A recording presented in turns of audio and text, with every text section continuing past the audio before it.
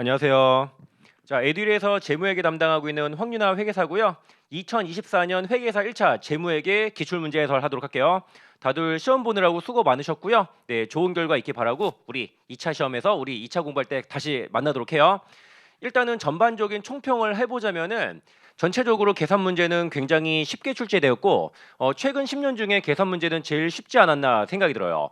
반면에 말 문제가 상당히 까다롭게 나왔다. 이게 특징이에요. 그 다음에 고급 회계 같은 경우가 보통은 말 문제가 2개나 3개 나오는데 무려 말 문제가 5개나 나왔다라는 게 조금 특이한 점이었어요. 근데 앞으로도 이런 추세로 나올 것 같진 않아요. 일단 말 문제가 어려운 거는 앞으로도 계속 유지될 것 같은데 고급 회계 말 문제가 뭐 5개나 나온다? 앞으로는 그러지 않고 올해만 좀 특이한 게 아닌가 생각이 들어요.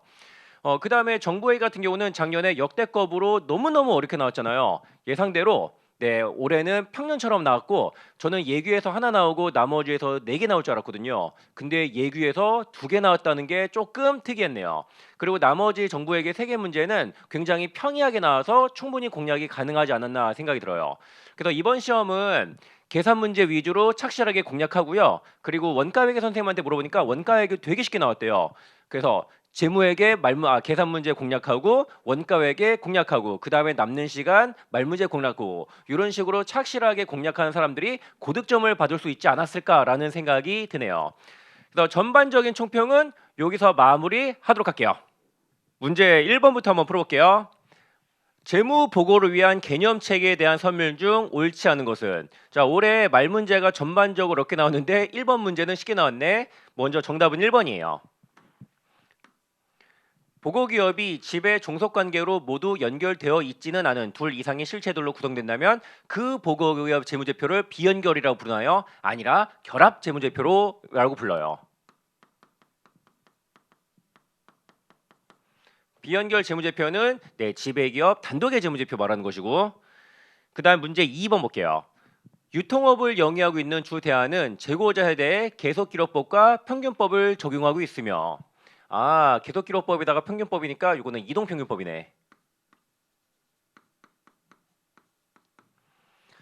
그리고 기말에 실질 재고 조사를 실시하여 실질 재고 수량을 파악하고 있다. 계속 기록법 하에 병행법이네. 그 다음은 주 대안의 2000X년 재고 자산에 관한 자료이다. 근데 실제 재고 수량은 장부 수량과 일치하였고 뭔 소리예요? 간모는 발생하지 않았다. 그 다음에 단위당 순실현 가능 가치는 300원이래요. 요거 가지고 기말에 적합평가하면 되겠네. 그래서 엑셀년도 매출 총이익은 물어봤어요. 일단 매출액에서 매출원가 빼면 되는데 일단은 매출액은 바로 구할 수 있지. 일단 매출부터 쉬운 것부터 구해놓고 가요. 300개 곱하기 600원. 그 다음에 200개 곱하기 500원 하니까 매출액은 28만 원이에요. 이제 매출원가 구하면 끝이네. 일단 수량부터 파악해 볼게요. 먼저 기초재고자산은 100개고요. 매입한 게 500개네.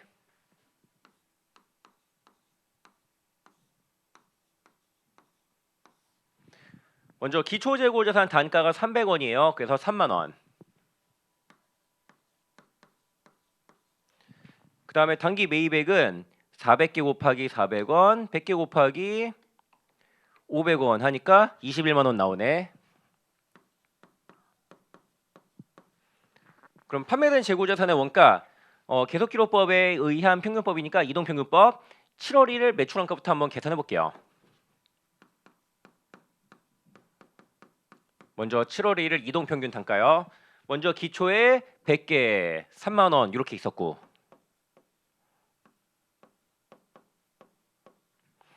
그 다음에 추가로 매입한 게 400개 400원이니까 400개에 16만 원이네.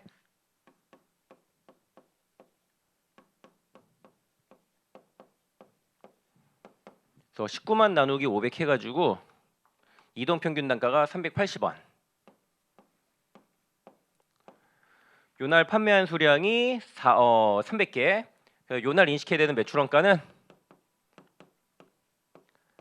300개 곱하기 이동평균 단가 380원 해가지고 네, 11만 4천 원.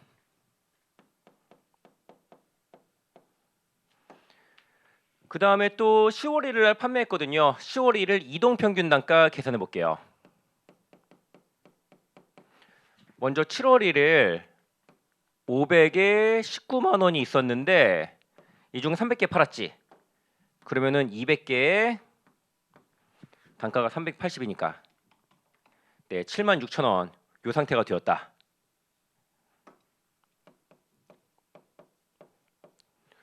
그 다음에 요 상태에서 추가로 9월 1일 날 100개를 500원씩에 매입을 해왔어요. 100개 5만 원.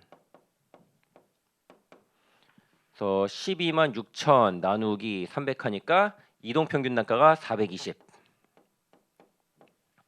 그래서 요날 인식해야 되는 매출원가는 10월 1일 날 판매한 수량이 200개.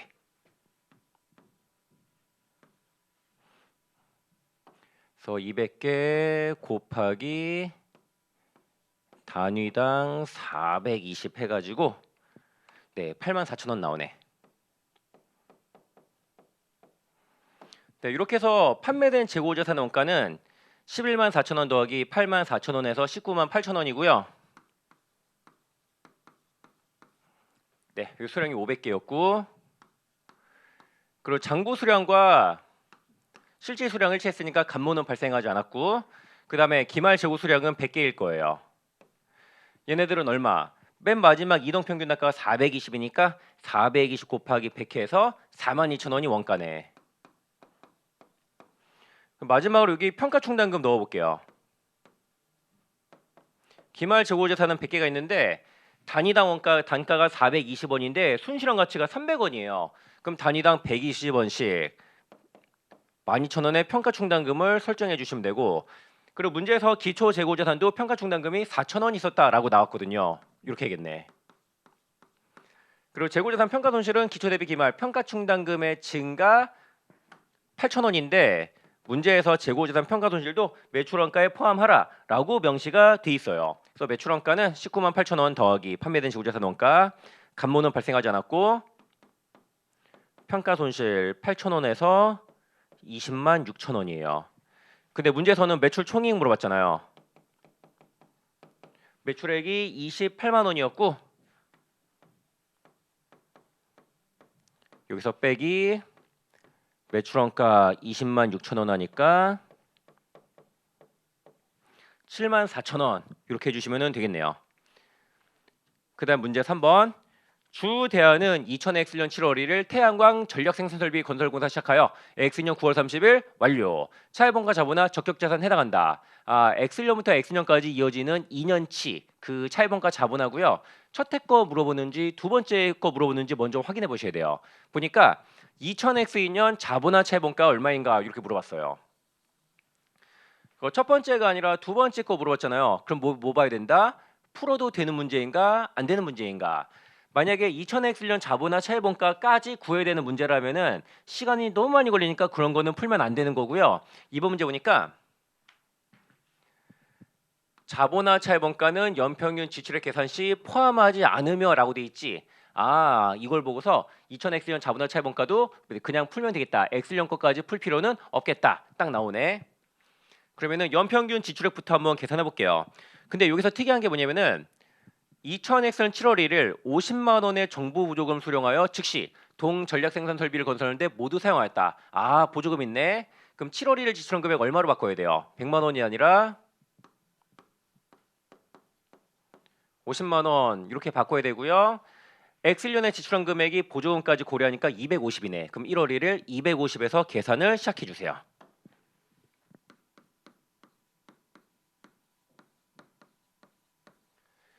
그 다음에 추가로 지출한 금액이 4월 1일 150만 원.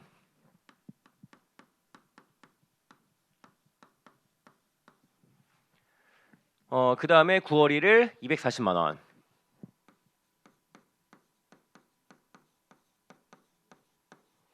그리고 9월 말에 공사가 끝났어요. 그래서 1월 1일은 12분의 9.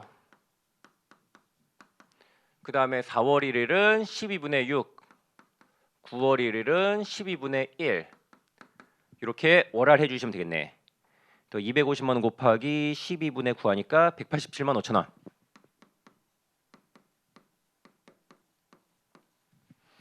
그 다음에 150만 원에 12분의 6 하니까 75만 원. 그 다음에 240만 원에 12분의 1이니까 20만 원. 더 187만 5천 원 더하기 75만 원 더하기 20만 원 하니까 2825 000 이렇게 나오네.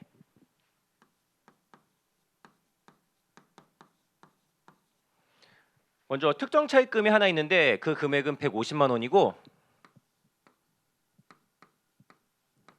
곱하기 얼마야 돼요? 12분의 특정 차입금의 차입 기간과 자본화 기간이 겹치는 기간 넣어야 되는데 특정 차입금의 차입 기간은 X년 6월 30일까지고 자본화 기간은 9월 말까지니까 6달 겹치네. 12분의 6. 그래서 특정 차입금으로 지출한 금액은 75만 원이에요. 여기다가 특정 차입금 이자율 5% 때리니까 37,500원 나오고 그 다음에 일반 차입금으로 지출한 금액은 282만 5천 원 빼기 75만 원 해가지고 207만 5천 원이요.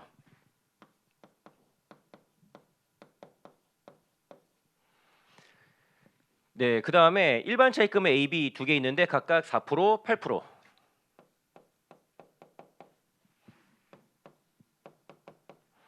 그리고 각각 차입 금액이 200만 원, 200만 원.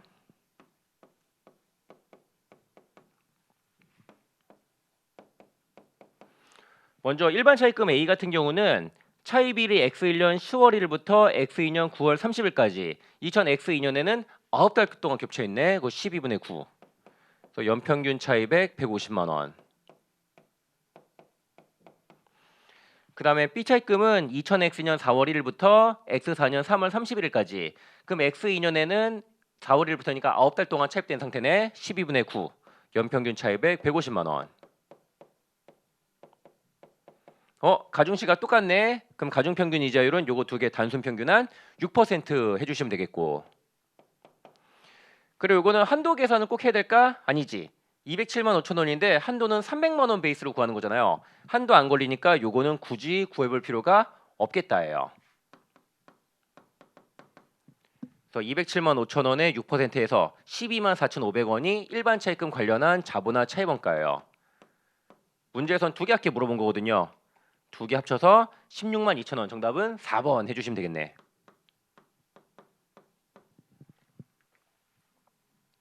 그 다음에 문제 4번이요. 주 대안은 제조기업이며 2000X년 초 제품 생산을 위해 기량치를 취득 600만 원의 내용료도 10년에 잔존가치 50의 정액법이에요. 근데 여기다가 재평가 모형 적용하기로 했고요. 연도말 공정가치가 이렇게 나오네. 재평가 모형이니까 가장 먼저 확인해 봐야 되는 게 뭐예요? 재평가 잉여금을 자산을 사용함에 따라 대체를 할 것인가 안 할 것인가. 근데 뭐 문제 보니까 여기 있네. 기기장치를 사용하는 기간 동안 재평가 잉여금을 이익금으로 대체하지 않으며 그리고 회수 가능액도 따로 안 나와 있으니까 당연히 손상차손 고려하지 않는 문제고요. 그럼 요거 한번 풀어볼게요. X년 말까지. 처음에 얼마? 요거 600만 원에서 시작.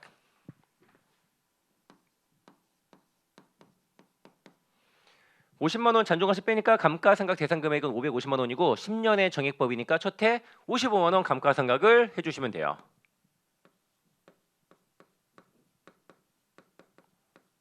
그래서 장부가치 545만 원 되었고 근데 X 1년 말 공정가치가 500만 원이에요. 어이쿠 떨어졌네. 45만 원 떨어졌거든요. 단기 손실로 재평가 손실 45만 원 잡아주세요.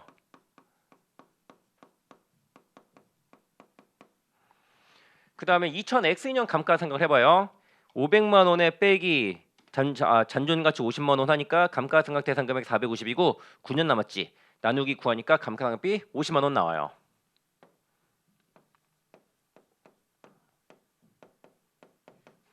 장부가치 450만 원이고 그리고 2000X년 말에는 공정가치가 550만 원까지 올라요. 지금은 재평가잉여금을 자산을 사용에 따라 대체하는 거 아니에요. 그럼 45만 원 그대로 단기 이익으로 올라오고 그럼 495만 원까지 55만 원 더 올라와야 되네. 요거는 재평가잉여금 기타 포괄 손익 해주시고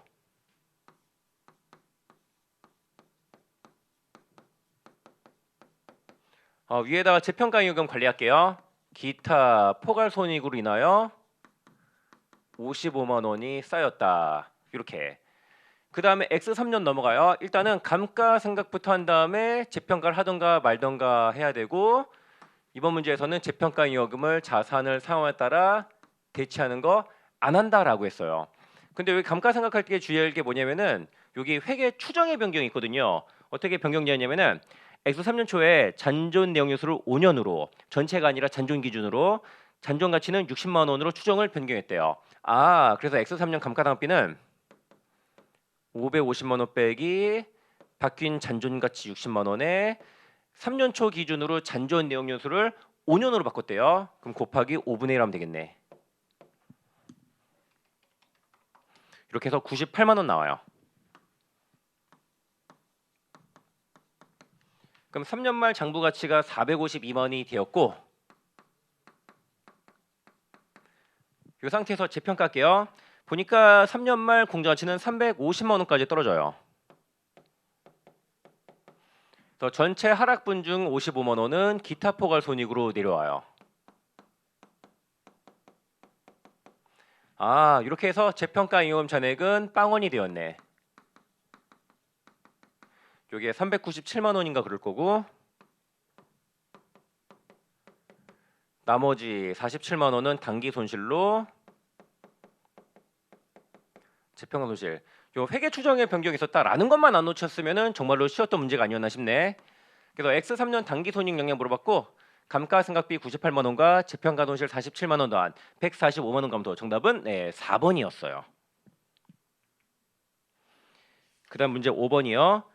기업 회계 기준서 제 1038호 무형 자산에 대한 다음 설명 중 옳지 않은 것은? 요거 조금 어려웠네. 일단은 정답은 3번이거든요. 3번이 왜 틀렸나 확인해 볼게요. 미래 경제적 효익이 기업에 유입될 가능성은 무형 자산의 내용 요소 동안의 경제적 상황에 대한 시장 참여자들의 최선의 추정치를 반영하는 합리적이고 객관적인 가정에 근거하여 평가하여야 한다. 대충 읽어보면은 정말로 무난히 맞는 지문 같은데 틀렸거든요. 어디가 틀렸을까? 여기 시장 참여자가 아니라 경영자예요. 왜 그러냐면은 무형자산의 뭐 경제적 효익의 유익 가능성 등등등은요, 기업마다 다 똑같을까? 아니라 기업 투기 가치에 해당하거든요.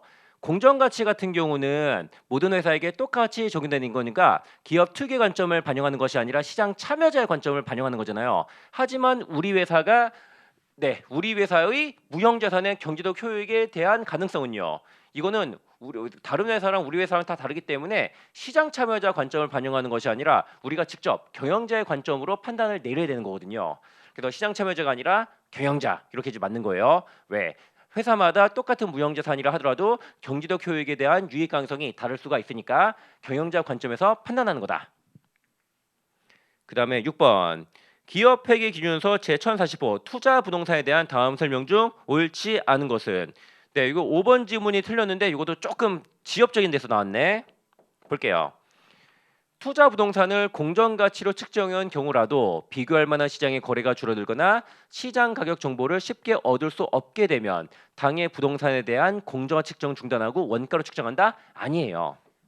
자, 만약에 시장 거래가 줄어들고 시장 가격 정보를 쉽게 얻을 수 없게 된다면은 공정가치 축전을 중단하는 게 아니라 각종 가치평가 기법으로 공정가치를 추정하면 되는 거잖아요. 계속 공정가치로 측정하는 것이다. 그 다음에 7번. 와, 이거 진짜 얍삽하게 문제 냈더라고요. 볼게요. 주 대안은 2000X1년 1월 1일 임대 목적으로, 그럼 투자 동산이네. 건물을 500만 원에 취득하고 내용 연수 10년, 잔존 가치 100만 원으로 추정. 그리고 원가 모형 적용하고 정액법으로 감가상각하기로 하였다. 일단은 우리 X 2년 말까지 원가 모형으로 투자 부동산 파악을 해볼게요. 처음에 500만 원이고요. 잔존 가치 100만 원이니까 감가상각 대상 금액 400만 원, 10년의 정액이니까 40만 원씩 상각상각 해주시면 되겠네.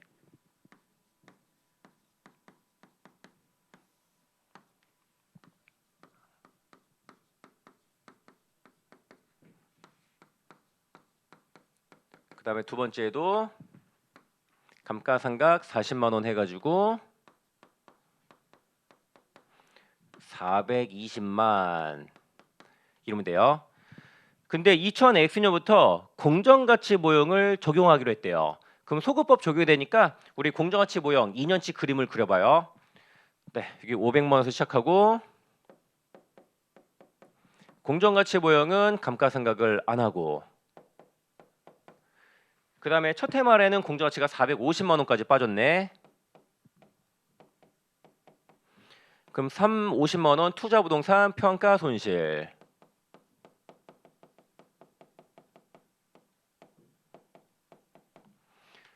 그 다음에 가봐요.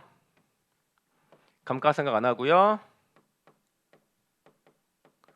요게 480만 원이 되었네.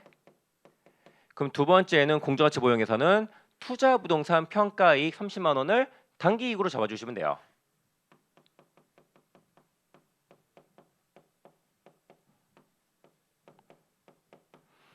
네, 문제에서는 2000X2년 말 이익경험 역량 물어봤거든요. 일단은 X2년 재무제표에 대한 수정분기하고 그 수정분기가 X2년 말 이익경험에 미친 영향이 얼마인가 요거부터 잽싸게 파악을 해볼게요.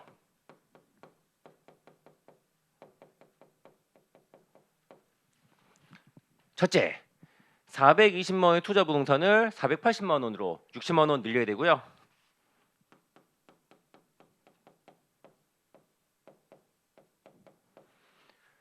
그리고 원가 모형에서 인식했던 40만 원의 감가상각비를 제거하고 그 다음에 평가에 30만 원 인식해야지.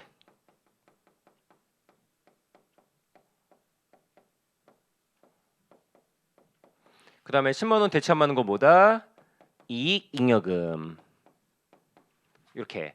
그래서 X2년 말 이익염에 미친 영향은 기초잉여금 10만 원 감소에 단기손익 70만 원 증가해서 60만 원 증가해요.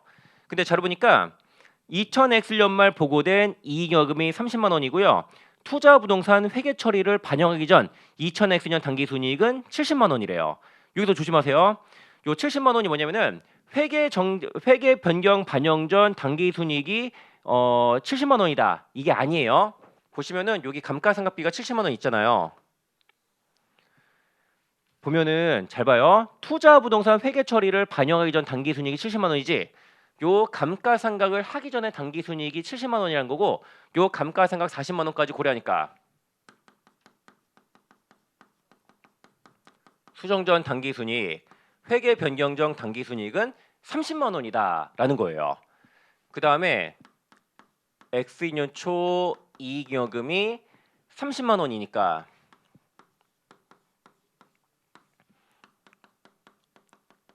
수정 전 X2년 말 이익여금이 60만 원이에요.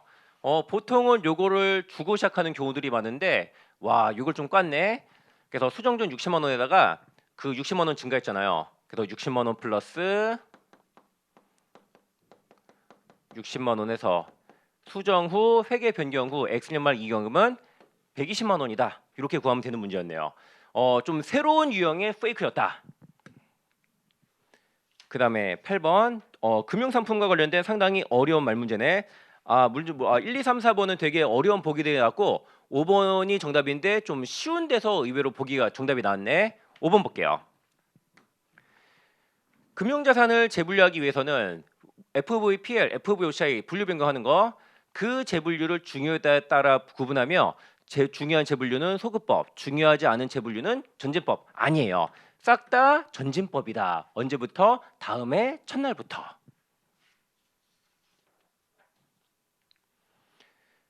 그 다음에 문제 9번이요. 주 대안과 관련된 다음의 자료를 활용하여 물음에 답하시오. 자, ABC 세 개 사체를 취득했거든요. 보니까 A 사체는 FVPL로 분류하고요.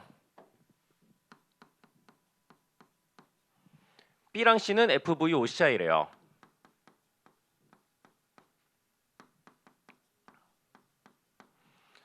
그리고 각각 취득원가 나와 있고요. 기말 공정가치 나와 있고요.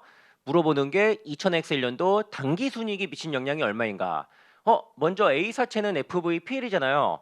A 사체랑 관련된 단기순이익 영향 어떻게 구하면 돼요? 기초 대비 기말 자산의 증가하고 당기손익이다. 요소법이 통하는 케이스잖아요. 네, 그렇게 한번 풀어볼게요. 먼저 A 사채 같은 경우는 여기 180만 1,016억 원에 취득했고요. 기말 공정 가치가 A 사채의 경우 1888234래요. 요거 가지고 A 사채랑 관련된 당기손익 한번 잽싸게 구해볼게요. 먼저 요 A 사채 거래 관련해서 최초의 나의 자산은 현금이었지. 요게 1801016.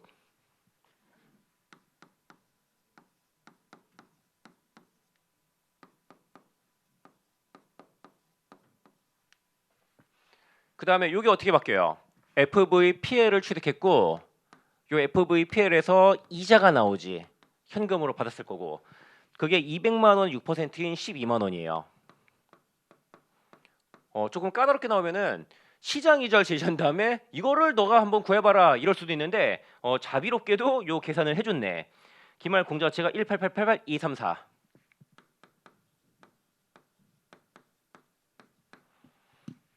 네, 그래서 기말 자산 총계가 1888234 더하기 12만 원이니까 200만 8,234.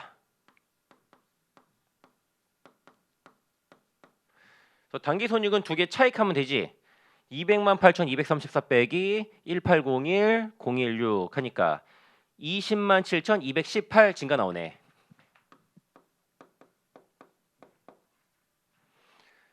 그 다음에 B랑 C 같은 경우는 FVOCI인데 신용위험에 대한 얘기가 나왔어요, 안 나왔어요? 안 나왔지.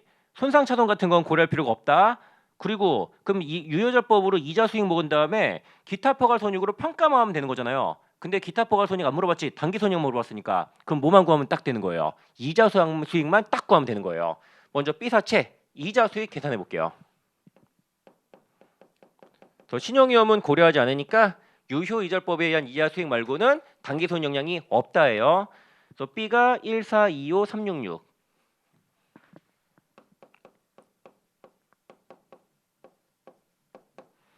곱하기 유효이자율은 싹 다 10%래요.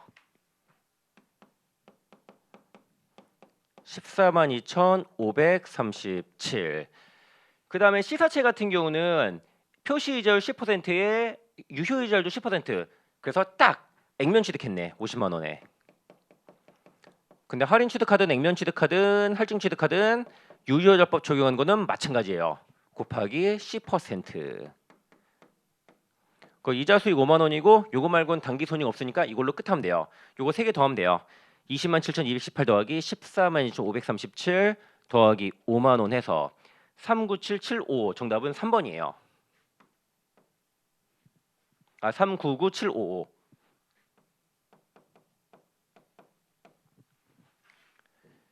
네, 이어서 문제 10번이요. 주 대안은 2000X1년 1월 1일 사채를 발행하고 해당 사채를 삼각원가 측정 금융부채로 분류했다. 자, 자료들이 나와 있네. 근데 뭔 일이 있었냐면은 X년 초 사채 만기를 4년 말로 표시이자율 1%로 조건을 변경했다. X년 초 시장이자율 8%고 그래서 A 조건 변경 이익과 X2년 이자 비용이 각각 얼마인가 물어봤어요.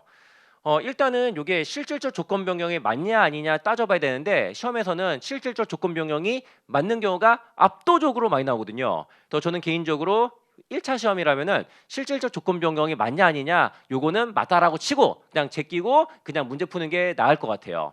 네, 이번에도 저 실질적 조건 변경이 맞는 게 나왔어요.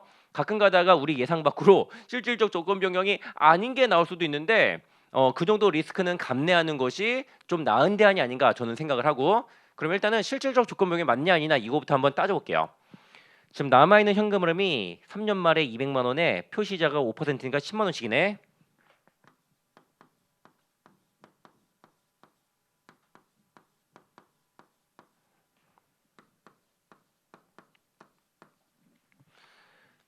그 다음에 유효이자율이 6%예요.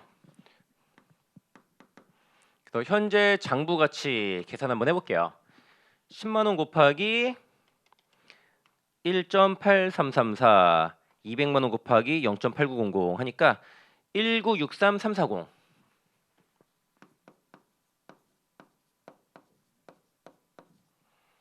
그다음에 새로운 현금 흐름은 4년 말로 연장이 되었는데 원금 탕감은 없고 표시 이자율을 연 1%, 연 2만 원으로 낮추기로 했네.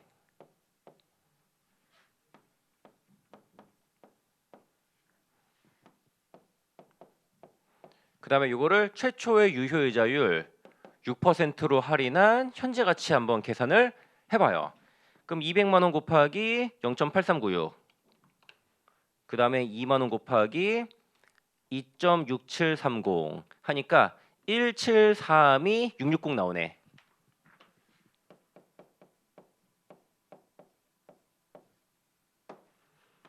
그래서 감소한 사채가 23만 680원이고 원래 금액이 1963 3402네.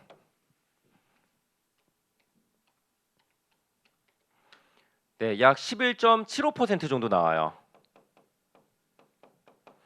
그래서 이걸 보고 실질적 종가 변경이 맞다라고 판단 내려주시면 되는 거예요. 근데 1차 시험에서는 거의 대부분 실질적 조건 변경이 맞는 게 나오니까 약간의 리스크를 감수하고 요거는 그냥 생략하고 넘어가는 게 좋겠다라는 게 제 개인적인 생각이다. 그러면은 이제는 기존의 부채를 제외하고 새로운 부채를 인식할게요. 새로운 부채 현금 흐름은 액면 금액 200만 원에 액면 이자 2만 원씩.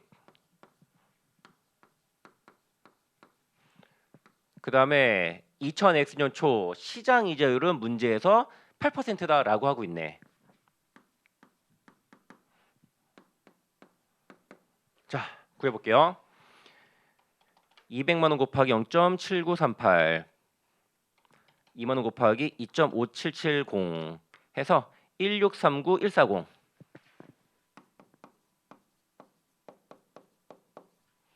그래서 A 조건 변경이 계산해 볼게요.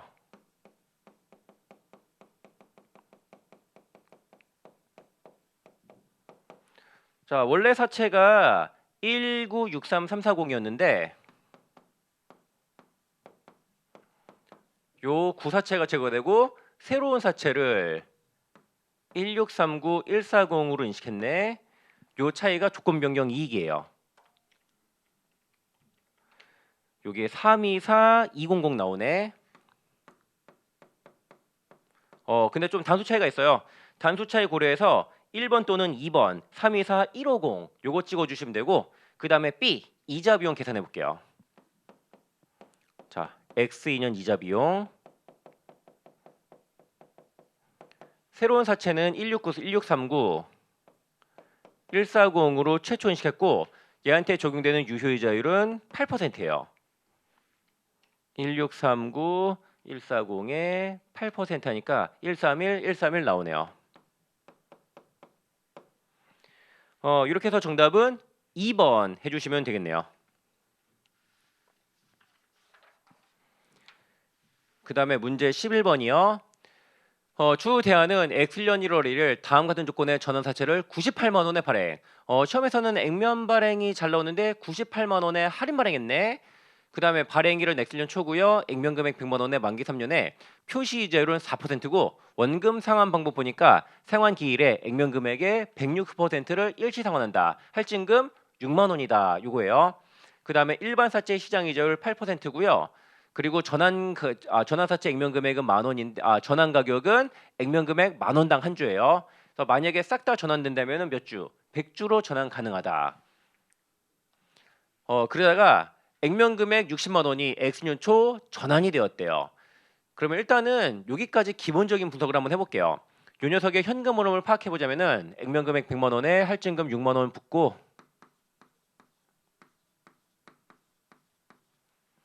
그 다음에 표시 이자율이 연 4% 4만 원씩이에요.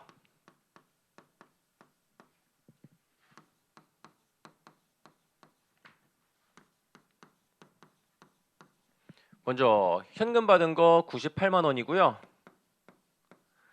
요거 미래 현금 흐름을 일반 사채 시장 이자율이 8%네. 8%로 할인한 현재 가치가 부채로 인식할 금액이에요. 그럼 106만 원 곱하기 0.7938 4만 원 곱하기 2.5770 해서 944 508 이렇게 나오네.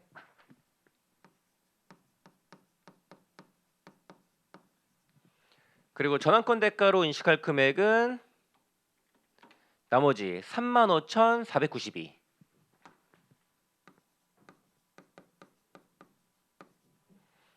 그리고 요 와중에 X2년초 60%가 행사되었고,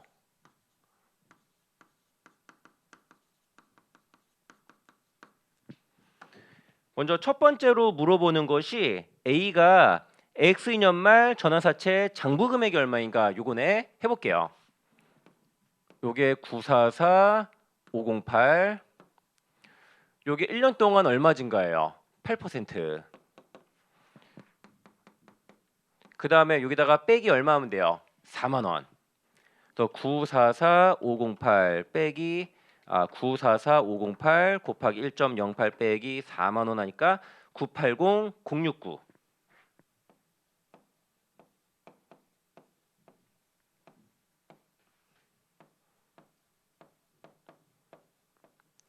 그리고 X 2년 초에 60% 행사되었거든요. 그럼 여기다 곱하기 얼마 하면 돼요? 60% 행사되고 40%가 남아있으니까 40% 하면 되네. 지금 나는 없어진 사채가 얼마인가 구하는 게 아니라 남아있는 게 얼마인가 구한 거예요. 60% 없어지니까 40% 남았겠지? 자, 아무튼 여기 얼마? 392 027.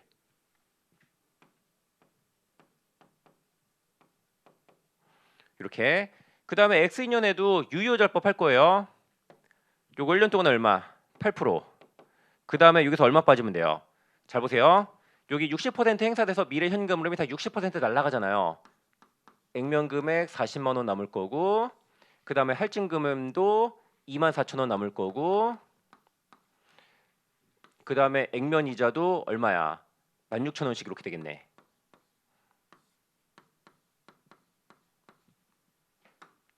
그래서 여기는 빼기 얼마? 16,000원 하면 돼요. 그래서 392 027 곱하기 1.08 빼기 16,000 하니까 네, 40만 7,390원 나오네.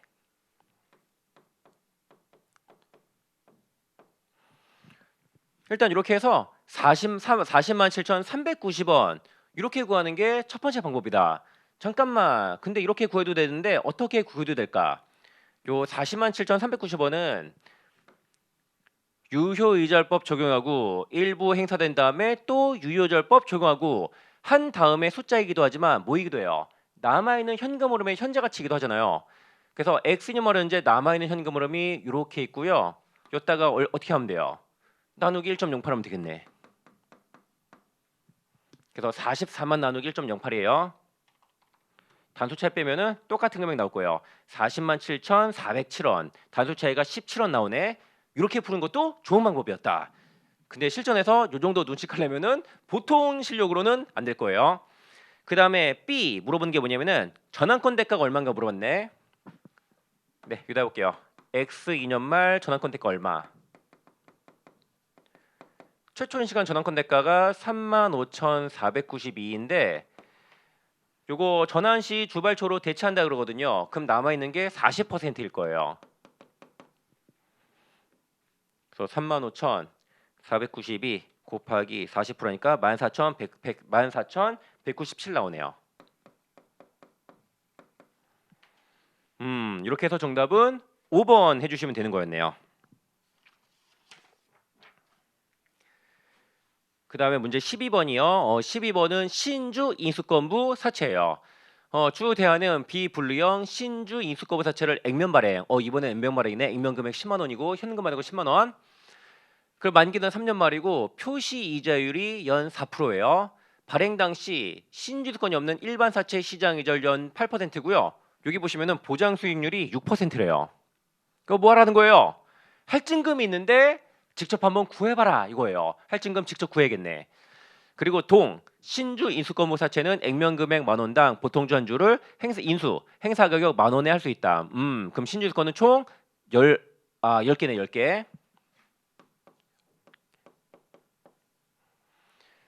그리고 현가계소 이렇게 있고 그 다음에 X년 초 40%가 행사되었다. 그 다음에 신주 인수권 대가는 주발초로 대체하고요. 물어보는 게 뭐냐면은 X년 초 신유도권 행사로 인한 주발초 증가액이 얼마인가? 주발초 물어봤네. 그러면은 X인연초 행사 시 회계 처리 꼭 해야 되나? 네, 꼭 해야 돼요. 딴 거 물어봤을 때는 회계 처리 다 안 해도 되는데 주발초 물어봤을 때는 끝까지 회계 처리를 다 하셔야 된다. 그러면은 일단 할증금부터 계산해 볼게요. 먼저 할증금을 구하는 단서는 보장 수익률이 6%이다. 또 보장 수익은 10만 원의 6%인 6천 원씩이에요. 근데 만약에 투자자가 만기까지 행사하지 못하면은 꼴랑 액면이자 4%, 4천 원 먹고 땡이에요.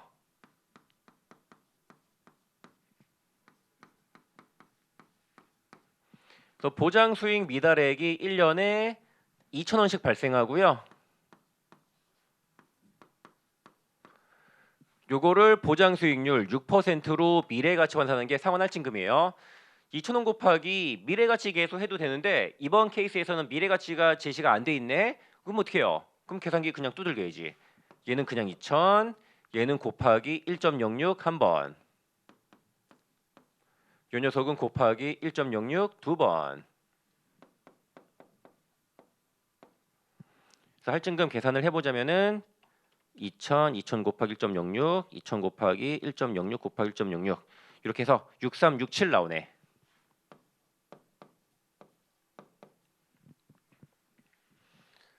그래서 요 신주 인수거래사채 전체의 현금 흐름을 파악해 보자면 액면 금액 10만 원에 할증금 6367, 액면 이자 4천 원씩.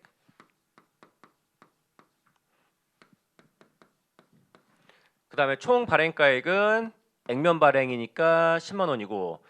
그래서 미래 현금 흐름은 일반 사채 시장 이자율이 어디 갔어? 8%. 일단 부채로 인식할 금액 먼저 계산을 해볼게요. 10만 6,367 곱하기 0.7938 그 다음에 4,000원 곱하기 2.5770 하니까 94,742.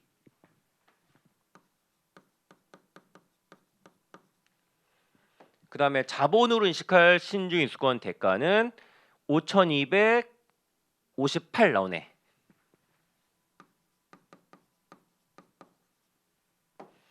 그리고 2000X년 초 40% 행사되었고 그럼 내주네.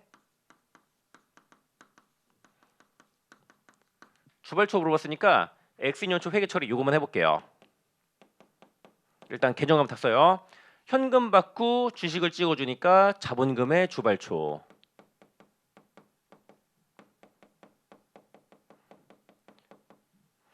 만약에 할증금이 없으면 요걸로 땡인데 지금 할증금이 있잖아요. 뭐 없어져요? 부채 요소가 일부 제거되는 할증금의 현재 가치만큼만 찔끔 없어져요. 그리고 이번 문제도 신주 인수권 대가는 주발초로 대체한다라고 돼 있거든요. 요거 채워주시면 돼요. 먼저 현금부터 더 내주만큼을 신주 발행해야 되는데 행사가가 한 주에 10,000원씩이에요. 그럼 현금 4만 원. 그 다음에 요거 제거되는 부채 볼게요. 할증금이 6367인데 요거의 40%가 제거되는데 현재 가치 해야지. 나누기 1.08 두 번이요. 그래서 제거되는 부채는 6367 곱하기 40% 나누기 1.08 두 번 하니까 2183 나오네요. 그 다음에 자본금으로 인식할 금액은 내주를 발행하는데 주당 액면 가치 5,000원이라고 돼 있었거든요. 더 자본금으로 인식할 금액 2만 원에 더 22,183 주발초 이렇게 하면 되고 그 다음에 신주손 대가 계산해봐요. 네, 신주손 대가 5,258 중에 곱하기 여기다가 뭐 하면 돼요? 행사 비율 40%. 네, 2,103원 나오네.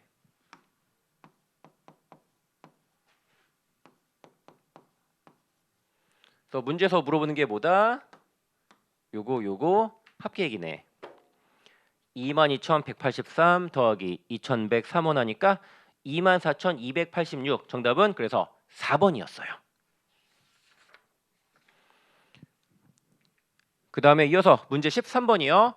주 대안의 확신 유형 보증 관련 충당 부채 자료는 다음과 같다.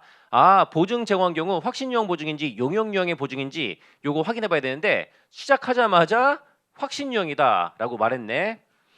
주 대안은 X1년부터 판매한 제품 결함에 대해 1년간 무상 보증을 해주고 있으며 여기 1년간 여기 제품 보증 충당 부채에서는 몇 년 동안 보증을 제공하는 것인가 요거 확인하는 게 제일 중요하다. 그리고 판매량 중 3%에 대해서 품질 보증 요청이 있을 걸로 예상된다. 그래서 제품 보증 활동에 관한 수익을 별도로 인식하지 않는데요. 만약에 용역 유형 보증이라면 별도의 수익률과 거래가격 배분하고 별도로 수익을 잡아야 되는 거예요. 근데 확신 유형 보증이라 그런 거 안 하는 거다.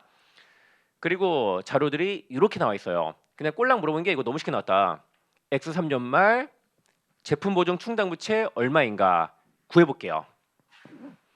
먼저 3년 말까지 발생한 의무는 얼마여야 돼요? 품질 보증 기간이 2년이라면은 1,800개 베이스로 구해야 되는데 품질 보증 기간이 1년이에요. 요 1,000개 베이스로 3% 하면 돼요.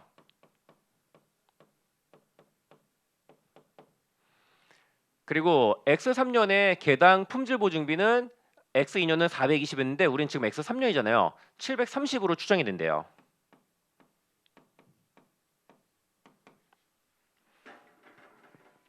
그래서 1000 곱하기 3% 곱하기 730 하니까 발생한 의무는 21,900원이에요. 여기서 빼기 지금까지 이행한 의무 빼주시면 돼요. 만약에 X3년 지출한 금액 8,000원 중에 작년 판매분에 대한 지출액이 섞여 있으면 그거는 빼고 해야 되거든요. 근데 싹 다 단기 판매분이래요. 그럼 이행한 의무 그냥 8,000원 하면 되는 거예요. 만약에 요 8,000원 중에 7,000원이 단기 X3년 판매분에 대한 지출액이고 1,000원은 전기 판매분에 대한 지출액이다. 그러면 여기다가 7,000원 넣는 게 맞는 거예요. 근데 싹 다 단기 판매분에다 했네. 더 13,900원이에요. 정답은 2번. 그 다음에 문제 14번부터는 다음 시간에 이어서 풀어보도록 할게요.